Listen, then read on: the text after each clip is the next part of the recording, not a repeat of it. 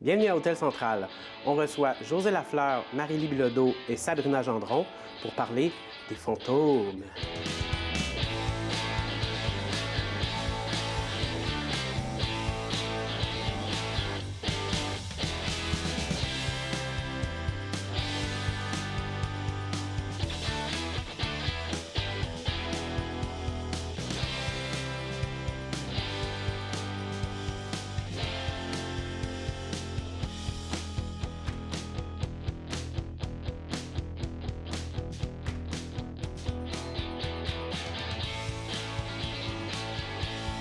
Bien content de vous avoir avec nous aujourd'hui, puis puisqu'on va passer une demi-heure de nos vies à parler d'un sujet qui n'existe absolument pas. On est chanceux d'avoir quelqu'un aujourd'hui qui est une spécialiste de l'esprit, des fantômes. Comment est-ce que tu décris ce que tu fais, ta pratique? Parle-moi-en un peu plus. Ben, je suis chamane. Wow! Déjà en partant, ça saisit. Oui, chamane, ça veut dire quelqu'un qui rentre en contact avec les esprits. Ah oui, C'est ça que ça veut dire. Bon. La médecine chamanique, c'est une médecine qui date de 60 à 100 000 ans, qui part de la Géorgie, qui a fait le tour par l'Asie, nos Autochtones qui sont venus par le détroit de Bering, qui sont descendus jusqu'en Amérique du Sud. Alors, c'est une approche animiste, c'est une approche où on peut vivre, on a toutes sortes de dimensions dans lesquelles on vit. Il n'y a pas juste le monde matériel, ce que je vois. Puis d'ailleurs, pour plusieurs personnes qui perdent un être cher, ils vivent des expériences avec cet être cher-là. À un moment donné, il leur apparaît dans un rêve où il y a quelque chose, un événement qui se passe. Fait que ça pose toutes sortes de questions. Est-ce que le monde des morts puis le monde des vivants s'est séparé? T'sais? C'est une autre dimension, c'est d'autres dimensions. Mais ça fait combien de temps que tu as une pratique chamanique? Comment on devient chamane? C'est quand est-ce qu'on dit, OK, là, avant, j'étais pas chamane, mais maintenant, je suis chamane? OK, bien, j'ai toujours été très proche du monde de l'énergie. Très petite, je chantais les énergies. Je chantais toutes sortes d'affaires, je chantais des personnes décédées. J'avais comme une sensibilité à ça. Puis là, j'ai fait une job très dans l'éducation pendant 40 ans. Mais j'ai toujours eu le goût d'aller plus loin. Et quand j'ai rencontré cette école-là, qui est l'Institut Chakana, qui est une formation qui est issue de Four Winds Society, c'est Alberto Violdo, qui est qui est un docteur en anthropologie médicale, qui a passé 25 ans avec les Queiroz du Pérou pour développer, pour amener leur connaissance au monde actuel, parce qu'on est dans une période extrêmement critique de la Terre. Tout le monde le sait. Fait que c'est important que le monde chemine vite, là. Tu sais, qu'il y ait comme... faut pas attendre d'être sur notre lit de mort pour commencer à travailler sur soi-même. Fait que la découverte de ce truc-là, ça fait il y a une couple d'années ou... Non. C'est en 1975. Il a passé 25 ans avec eux. Il a développé toute une approche de guérison et toute une approche de la roue de médecine. On traverse... Au fond, il faut se guérir soi-même pour pouvoir travailler avec du monde. Parce que si tu ne te guéris pas toi-même, là, tu risques de charrier tes problèmes sur les autres.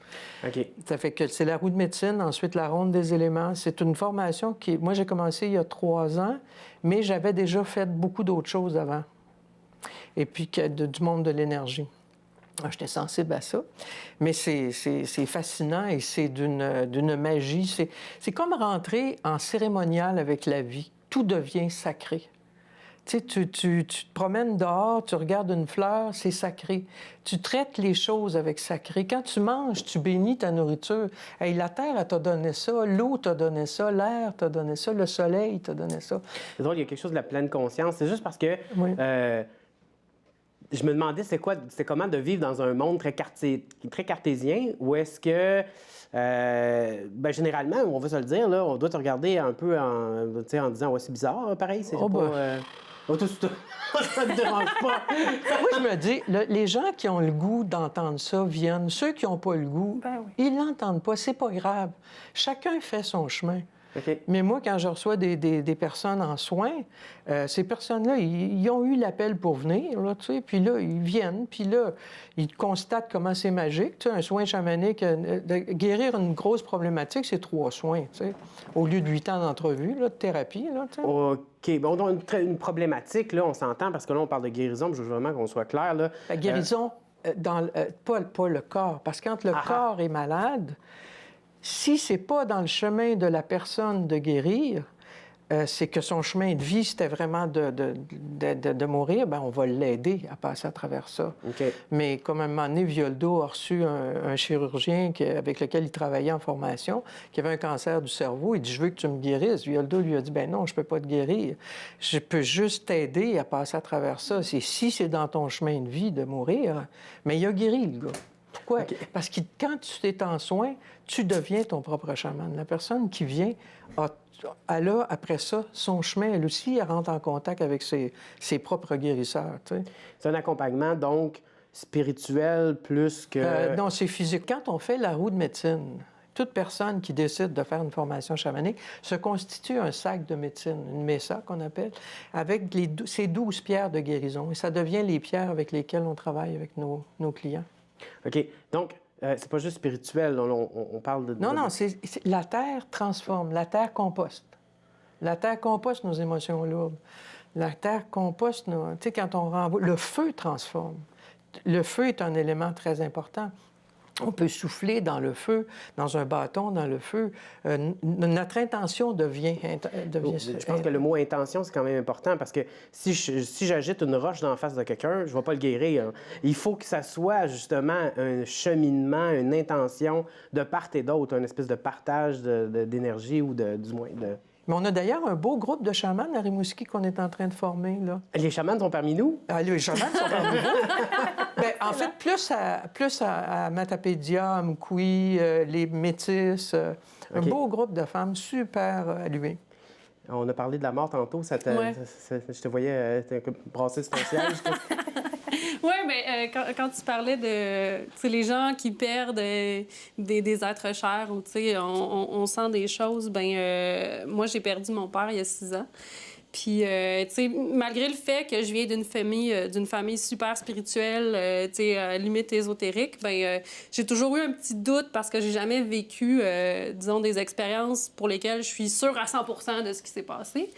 Mais quand j'ai perdu mon père, je sentais sa présence des fois ou des trucs comme ça. Mais là, tu dis tout le temps, là, c'est juste... C'est mon esprit.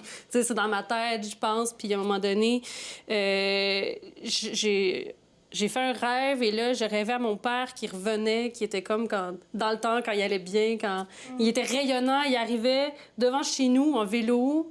Tous les gens le saluaient, tout le monde était content de le voir. Je me suis réveillée en pleurs, là, j'étais comme inconsolable.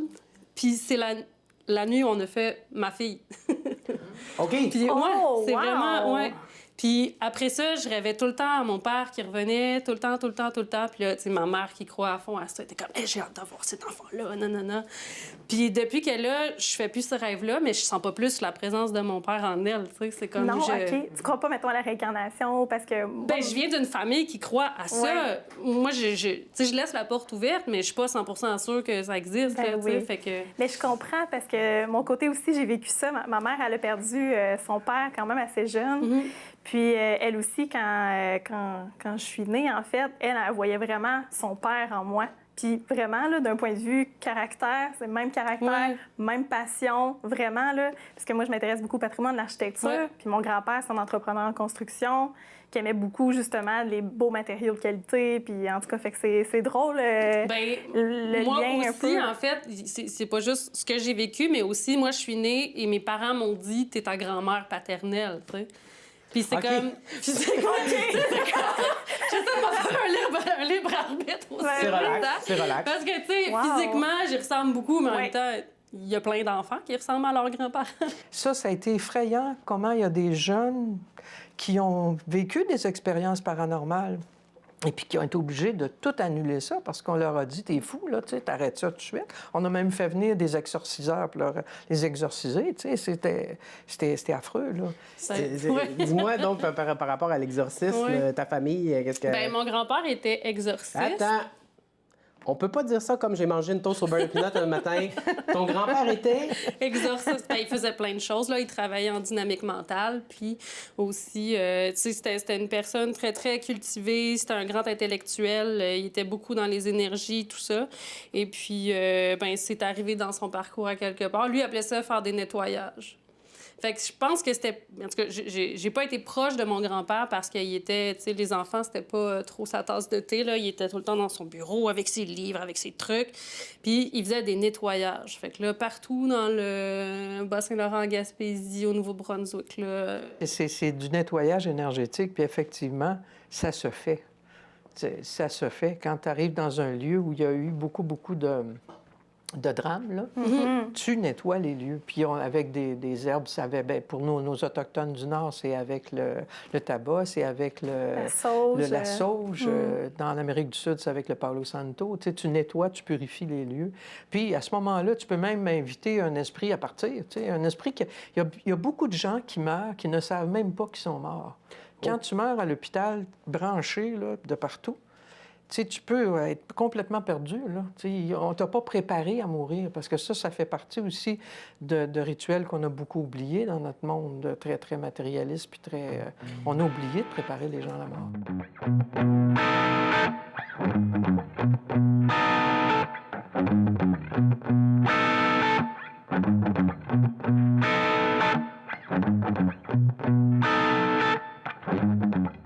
Ah, moi, l'histoire des fantômes, là, c'est du monde avec des problèmes dans la bébête à pouce. Voir que grand-maman Gertrude reviendrait sur la terre en filigrane pour claquer des portes d'armoire. J'ai déjà payé pour un exercice. Ça a mal fini. Le feu a pogné dans la maison. Une vieille chipie, là, frauduleuse, là, avec la peau d'un crapaud. On va faire sortir le démon de ta vie. T'es tout habillé en poche de patate, là. Elle disait que ça respirait. Ça respire, mais... ça pogne en feu rapidement, si t'échappes une chandelle dessus. Là, t'essayes de la sauver, la bonne femme, tu sais, elle crie. Ah! Elle les avait sortis, ces démons. J'ai l'air des caves, t'appelles le 911, bonjour, il y a un chaman qui est en train de brûler à la maison. Venez chercher le chaman de sa presse. Tu ramasses une poche de patates moitié brûlée qui crie. Ah! Non, quand je nous vois avoir peur des fantômes, c'est assez, là. T'es mort, là, il y a assez de monde sur la planète Terre. Monte, tu peux aller en haut, vas-y. C'est t'attends. Avec Dionysos, des bouteilles de vin. Ah ouais, Jesus Christ, c'est le party, les petits anges. Tape ses fesses, ça danse dans les nuages. Tu payes des prix de fou pour aller à Rocheaga ou au Beach Club, là. Là, c'est gratuit, la mort, là. Ah ouais, décolle.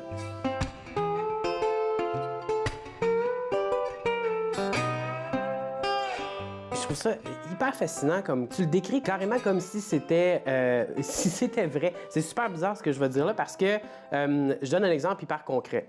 Il m'est arrivé quelque chose quand j'étais plus jeune, je devais avoir 10-12 ans. J'étais dans la cuisine, j'étais seul, personne à la maison. J'étais en train de gosser, comme on dit, sur le poste de radio pour trouver quelque chose d'intéressant et Dieu sait qu'il se passait rien là. Hein? Fait que je gossais et à ma droite, il y avait un chaudron propre, nettoyé, qui avait été laissé sur le comptoir. Et puis, pendant que j'étais en train de gosser, à un certain moment, ça a fait ping! Le couvercle a revolé 10 pieds dans les airs, tombé par terre. Non, je n'avais pas pris de truc hallucinogène. Non, le poêle n'était pas allumé. Et surtout, non, je n'ai pas tout de suite dit « C'est un fantôme! » Voyez-vous ce que je veux dire? Oui. J'ai pas tout de suite dit « C'est un fantôme ». C'est une drôle de réflexe très, très, très humain d'associer quelque chose qu'on peut pas expliquer à tout de suite, ben ça y est, c'est un esprit. Selon toi, qu'est-ce qui m'est arrivé? Comme ça fait des réponses. Je sais pas, Mystère. moi, une expérience comme ça, c'est quand j'étais enceinte, puis que mon chum écoutait une émission que j'aimais pas. Je rentrais dans la salle de télé, puis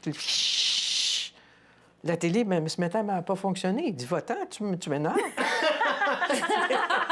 Je sais pas qu'est-ce qui a fait ça, c'est une interférence, peut-être ma volonté, je sais pas. Mais c'est pas important. Mais c'est pas important de savoir la cause, parce que là, on devient encore dans le monde du mental quand on essaie d'expliquer la cause.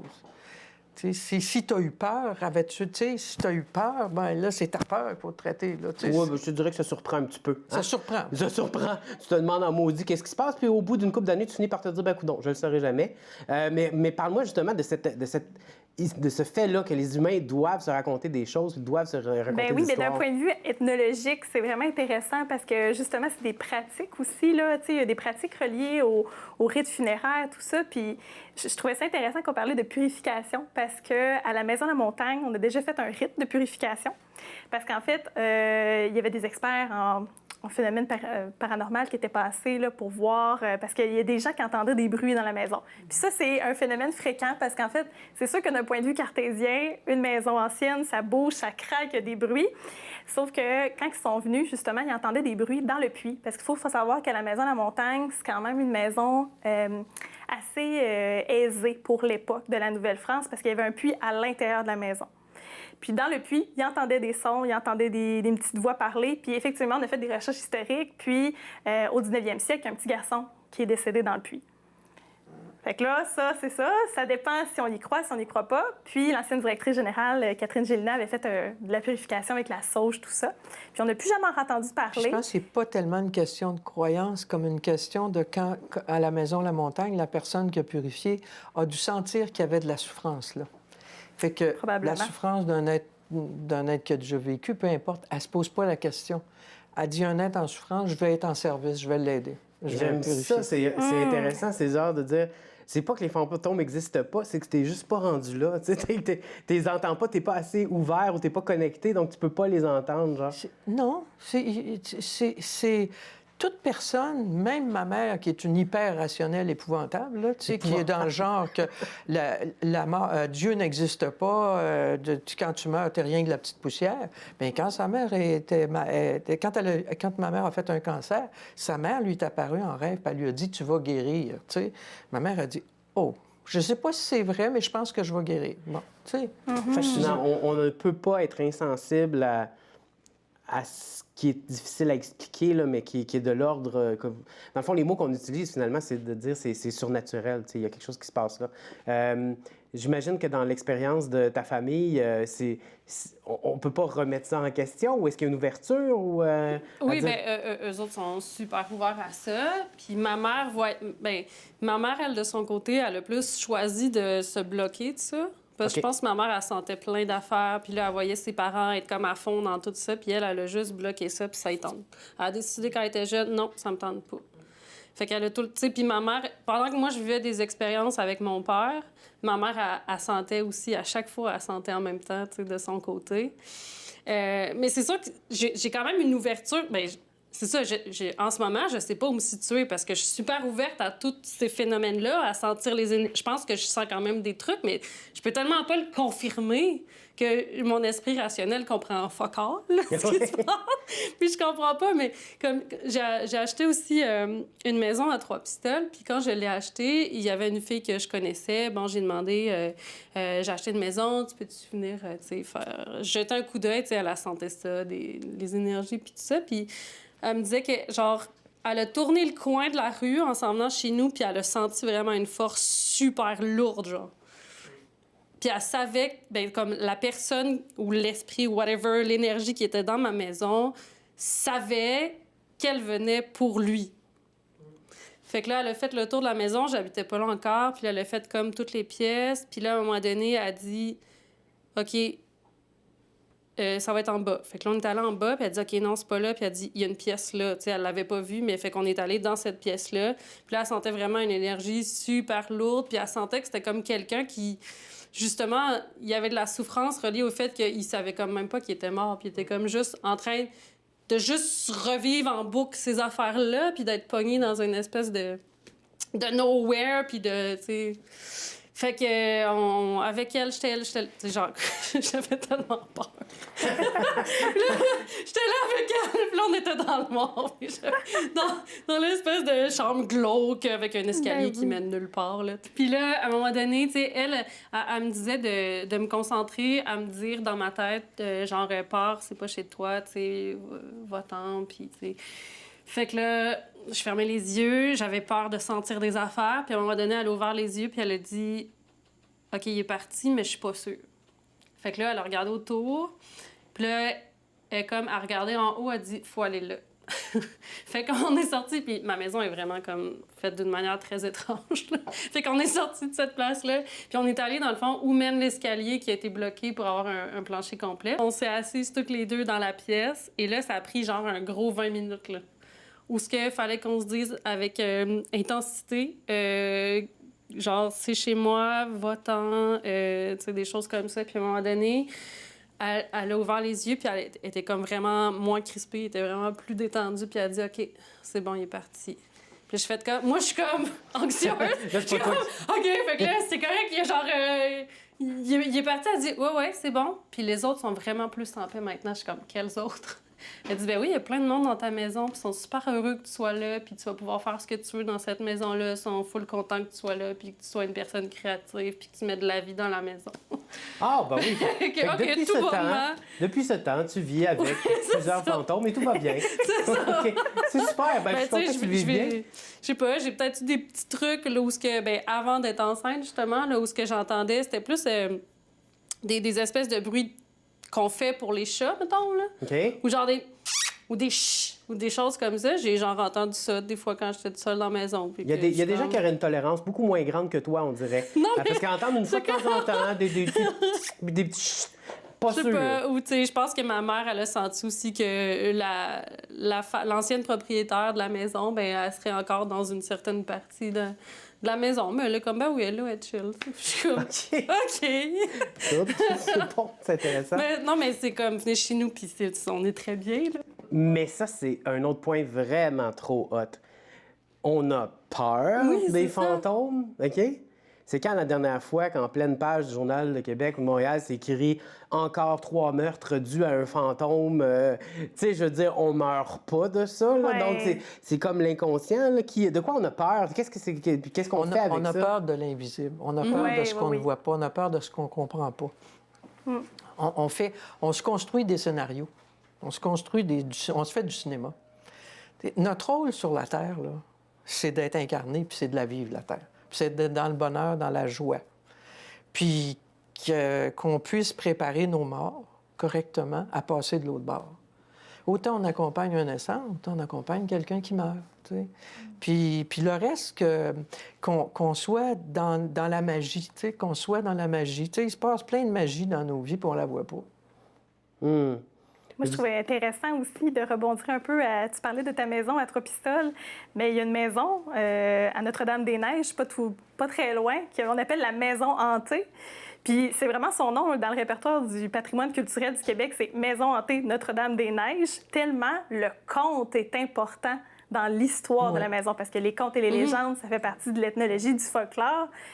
Puis le conte, en fait, c'est que, c'était un relais de pilotes, de marins au 19e siècle. Puis tous les marins allaient dans cette maison-là pour vraiment prendre une bière, puis se reposer. Mais il y avait beaucoup de batailles. Puis à un moment donné, l'histoire raconte qu'il y a un marin qui serait mort suite à une bataille, puis ils l'ont enterré dans la cave de la maison.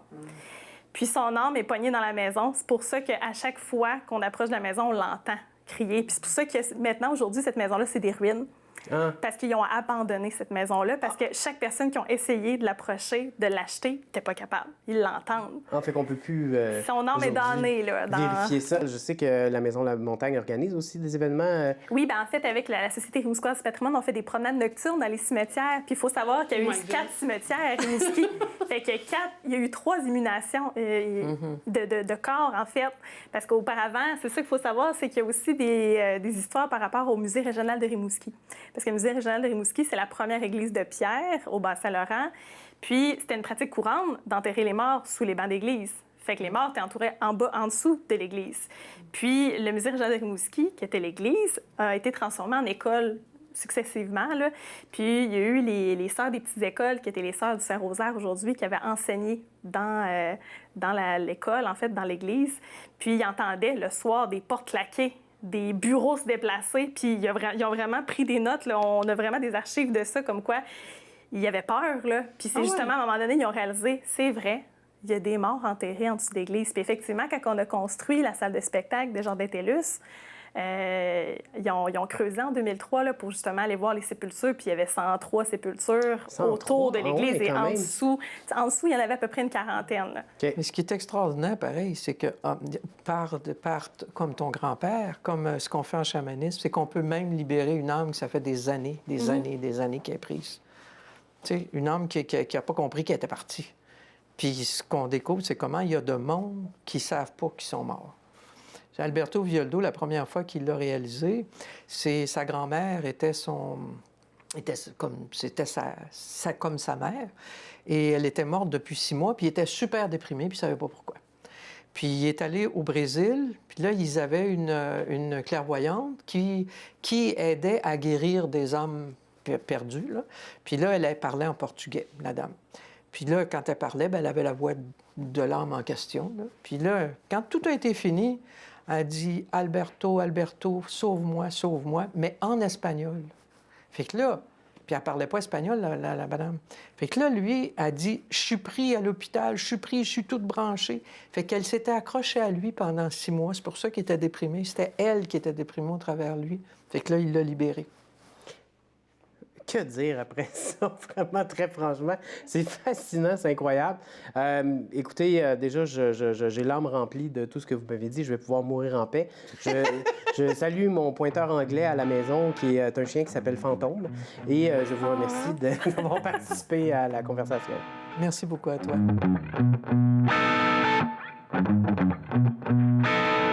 On est au Mange-Grenouille et la propriétaire, Carole Fauché, m'a toujours dit qu'il y avait des fantômes ici. Est-ce que tu crois aux fantômes? Ben, ça dépend, là. Mettons, là, je te dirais non, là, mais tout seul chez nous, des fois, c'est différent, là. Ouais. J'ai cherché à m'amener des histoires de fantômes. Ça m'intéressait, tu sais. Puis j'ai vu des photos. Hein. Des photos de fantômes? Oh, ouais, puis ça a l'air que c'est pas truqué, là. Ah ouais. Il y avait une photo, c'est une célèbre photo, OK? Ça s'appelle l'escadron de Goddard. T'as plein de soldats. Puis en arrière d'un des soldats, si tu zoomes, il y a une face. Ça a l'air que ça serait Freddie Jackson. Il était décédé 2 jours avant. Il s'était fait prendre dans une hélice d'avion de l'armée. Les gars, ils venaient de revenir de leur funérailles avant la photo. Puis là, en checkant la photo quand elle a été développée, poup! Freddie est en arrière d'un des gars. Moi, ces affaires-là, ça me fait assez peur. Ah, pour vrai? Ouais, fait que j'ai décidé d'en checker un autre, tu me connais. Moi, je me suis dit, j'ai peur, mais pas assez. Fait que j'ai continué ma recherche. As-tu déjà vu la célèbre photo, la Dame Brune? La Dame Brune, Oui, non. c'est la fameuse silhouette qui descend d'un grand escalier. Ça se passe, en fait, dans un manoir en Angleterre. OK? Le manoir est réputé pour être hanté. L'histoire raconte que son mari l'aurait enfermée en haut pendant des années dans un armoire. Puis à un moment donné, elle serait ressortie, puis elle serait décédée au bas de l'escalier. À un moment donné, il y avait une équipe qui était là. Le gars avait un Kodak, un vieux Kodak. Tu sais, à l'époque, là, quand on rentre en dessous, on prend une photo. Puis là, il l'a vu descendre tranquillement. Il a dit à son ami, prends une photo. Clou! Puis il a sa photo. Une des pires photos que j'ai vues. Tu vas checker ça, c'était peurant. Ça s'appelle l'invité surprise, OK? T'as une petite famille, ça a l'air bien tranquille, OK? T'as 2 mères, ils tiennent chacun sur leurs genoux leur garçon, OK? Puis du plafond, il y a comme un cadavre qui tombe. C'était peurant. Ça m'a donné des frissons.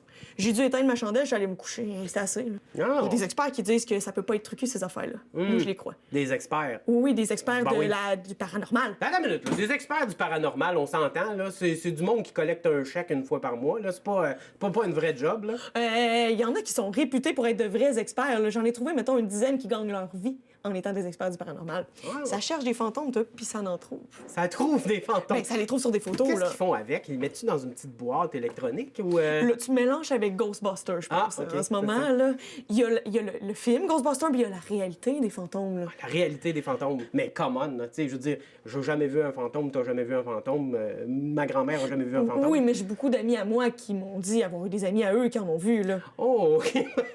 C'est vrai qu'au 3e cercle de connaissances, sûrement. Ça se rapproche. Tu checkeras des photos la prochaine fois, tu vas peut-être trouver des petits spots, des petites affaires. Il y en a partout. On est envahi. Enfin.